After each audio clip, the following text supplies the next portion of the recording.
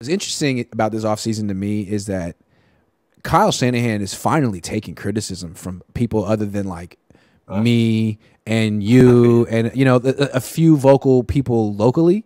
All of a sudden, it started off with Brian Baldinger, who is very fair. He just looks at the tape and gives very passionate opinions. And when he watched that Brock Purdy injury, he was like, what is going on? You're double teaming the nose tackle and you're leaving the best edge rusher one-on-one with a tight end who was inactive last week. So he was like incredulous and he called out Kyle. Then JT O'Sullivan made a 30-minute video like straight up mocking Kyle on April Fool's Day. Yeah. And then calling him a nepo, like a nepotism. I mean, just going in on him and making a bunch of valid points with film to back it up. And then finally, Raheem Mostert. I mean, his own former player who frankly carried Kyle and the team past the Packers in the NFC Championship game with one of the most legendary performances ever, finally comes out and says the thing that we've all said, like, what if I had actually gotten the ball down the stretch? And so it seems like the way I always interpret it was, I'm sure there's a lot of people around the league that privately feel this way about Kyle, but you can't say it. For years, you were not allowed, ever since basically 2016 when he had that year in Atlanta, you can't say it publicly if you want to be taken seriously or if you want to have a job. Yeah. Because his dad and him are so connected and they have connections that go back decades. Now, it feels like people are, well, I don't know. I mean, what do you make of this sort of like? You're forgetting Kurt Warner. Warner too, mid-season. Yeah. Kurt Warner. Also, Jimmy Garoppolo, your place suck, man. Like, right? That's a good point. He was first. Yeah. He was first. It's simple. It's a broken record. We're in year 7 now with Kyle Shanahan. We see the same things. We see what he's good at, and he's good at a lot of things.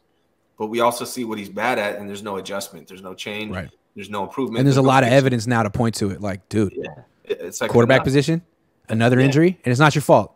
Yeah. Okay. Same story. Same year, same story. And what are they doing to change it right now? They're not doubling down. They're not doing anything to change it. Doubling down. And so that's why another point was like, why are we getting rid of a quarterback? Why are we talking about getting rid of a quarterback? They need to give 8 quarterbacks. Yeah, I agree. Yeah. Just acknowledge that you have no clue how to evaluate them in college, on film, in practice, and you need to get 8, and you need to all play so we can all judge because you guys can't. They need to have Trey Lance, Brock Purdy, Sam Darnold, and draft a rookie this year. They need to have 4 quarterbacks. And Colin Kaepernick, Jeff Garcia, Steve Young. Everyone needs to come through. Yes. Cody Pickett, Sean Hill. Come on down. Yeah. JT Sullivan. Come on. JTO. Wow. Let's see it, baby. JT O'Sullivan was talking like a man who has been shut out from getting a job in the league and knows it. And he's like, you know what? Screw it. And you know what?